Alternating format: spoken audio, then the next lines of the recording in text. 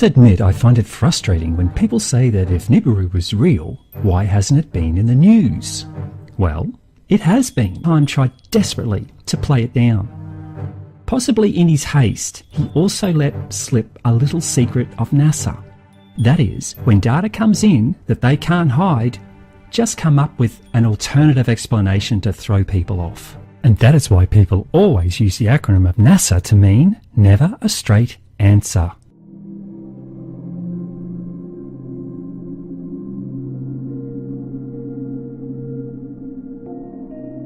Hi, I'm Jim Green, Director of Planetary Science at NASA. Last July 14th, NASA's New Horizons spacecraft flew past Pluto, capping a half-century of exploration of our solar system. It piqued our interest about what lies beyond Pluto and what can we learn about ourselves and the origins of our solar system. The idea of a new planet is certainly an exciting one for me as a planetary scientist, and I think for all of us. The January 20th paper in the Astronomical Journal is fueling our interest in planetary exploration and stimulating a healthy debate that's part of the scientific process. I couldn't be more pleased about what's happening. You know, it's all about starting the process that could lead to an exciting result. It is not, however, the detection of a new planet. It's too early to say with certainty that there is a so-called Planet X out there. What we're really seeing is an early prediction based on modeling from limited observations. What's exciting is that, like NASA's journey to Mars or New Horizons flyby of Pluto, you will have a front row seat to see how the scientific process unfolds. Theories like this serve to stimulate ideas and conversation. They tap into our innate curiosity. It's important for us to continue to work, and we will. Anytime we have an interesting idea like this, we always apply Carl Sagan's rules for critical thinking, which include independent confirmation of the facts, looking for alternate explanations, and encouraging scientific debate. If Planet X is out there, we'll find it together. Or we'll determine an alternate explanation for the data that we've received so far. Or we'll determine an alternate explanation for the data that we've received so far. Or we'll determine an alternate explanation for the data that we've received so far. Alternative explanation 1. Admit that there is a giant rogue planet, but say it is so far away that it poses no real threat. Make sure you never call it Nibiru. Give it a new name like Planet 9. That way, no one can Google the name and learn anything about the truth of it. There might be a whole new planet on the other side of Pluto. It's named 2012 VP113, jokingly dubbed Biden. Get it? Corey Powell's editor-at-large for Discovery Magazine in studio. How you doing, Corey? VP Biden. Right, there we go. Correct on that. Two images show you. This is the arrow obviously pointing to it. But there are three dots on here. One is red, one is green, one is blue. Right. What's significant? So this is the actual discovery image. Basically, two astronomers were looking one little patch of sky very, very far away, looking for exactly this kind of thing. Stars don't move. Planets or anything that's like a planet does. So this is color-coded. This is what they saw on different nights. They're looking for one thing moving. They color-coded it to show that all these stars are staying still. This thing is moving, and the way it's moving... So this is just one... It's one object, color-coded. Is Pluto on this? Pluto's in a whole different part of the sky. So this is way out there. This is way out there. This is more than twice as far away as Pluto. Unbelievable. Why does this matter, Corey?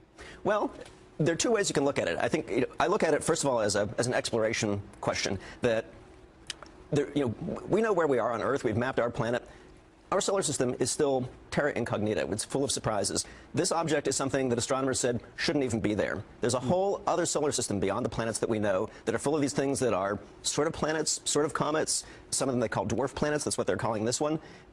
What we're seeing is we're seeing our neighborhood. We're seeing what's around us. And then the second part, we're seeing where we came from. Mm-hmm. We're seeing where we came from. Mm-hmm.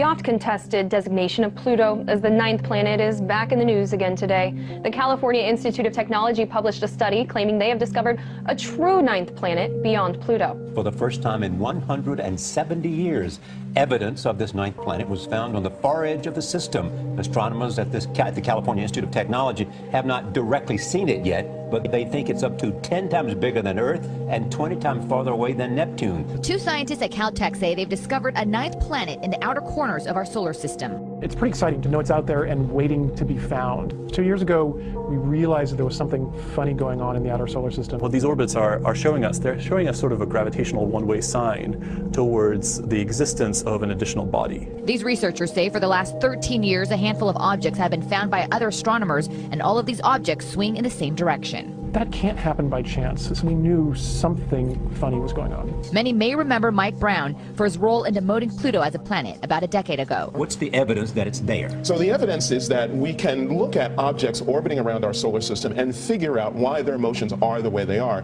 because of the gravitational influences of everything else around. So we looked at a small group of objects newly discovered and realized we couldn't actually completely understand their motion. However, if we insert into the equation about that an object about the size of this Planet 9, everything then worked out perfectly.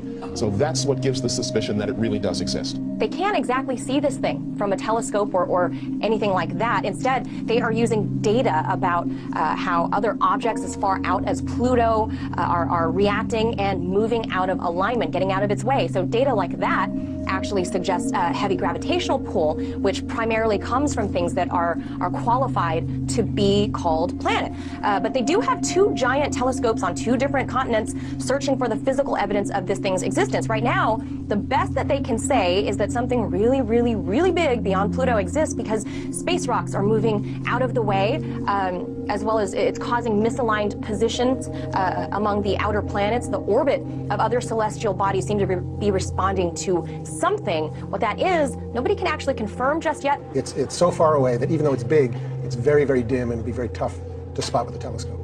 I'm also fascinated at the idea that this planet could be so far out there and still our sun be the mass that is keeping it in the gravitational pull of our solar system. Right, yeah, but no, it's true.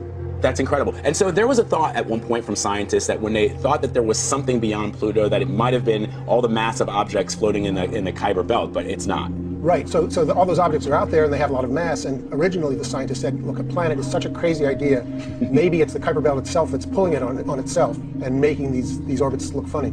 And they ran simulations and they tried to make that work and it didn't work. It just didn't work. There's not enough stuff out there. So you don't see it, but you said it's all about the numbers. So two scientists are playing around with numbers and they think what? They think, this doesn't add up. Yeah. We need to ask some other folks to take a look at this for us and tell us if we're crazy. And sure enough, that's what they did. The Caltech astronomers looked at the number and said, you know that idea about there being another planet? That's not a crazy idea. It looks like it's really possible. So now what they'll do is they'll let this information out to the rest of the astronomical community to try to help figure out what's going on, to make sure that everything's correct. And now they'll also do the observations. And so they've already stepped forward to say they're convinced.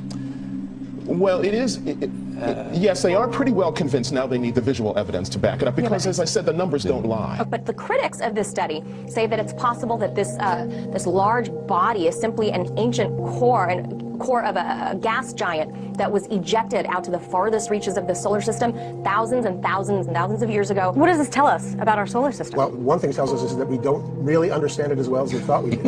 And another is that it probably had a very violent beginning. This thing was probably formed much closer in and then flung out, maybe in a close encounter with Jupiter or something. You mentioned that scientists haven't seen it yet because of how far away it is and how dim it is. Is there a way for them to get visual evidence? Yes, so the biggest telescopes in the world can theoretically see this thing if they're looking in exactly the right place. And with the publication of this new paper today, they are now going to start to look in earnest. But Batigan and Brown are not the first to claim that they've discovered a new major planet beyond Neptune. In fact, the hunt for Planet X has been on for over a century. But every promising claim has ultimately been shut down by scientists. Shut down by scientists. Alternate explanation 2. Create a joke explanation that is so ridiculous that serious people will just dismiss it and ignore further study.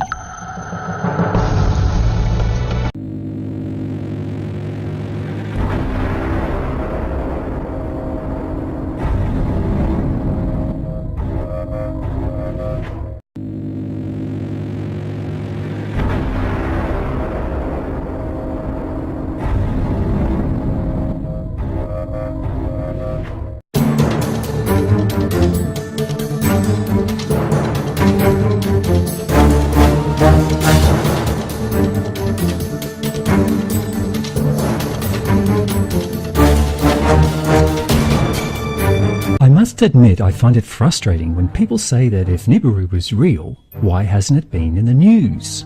Well, it has been. Time tried desperately to play it down. Possibly in his haste, he also let slip a little secret of NASA. That is, when data comes in that they can't hide, just come up with an alternative explanation to throw people off. And that is why people always use the acronym of NASA to mean never a straight answer.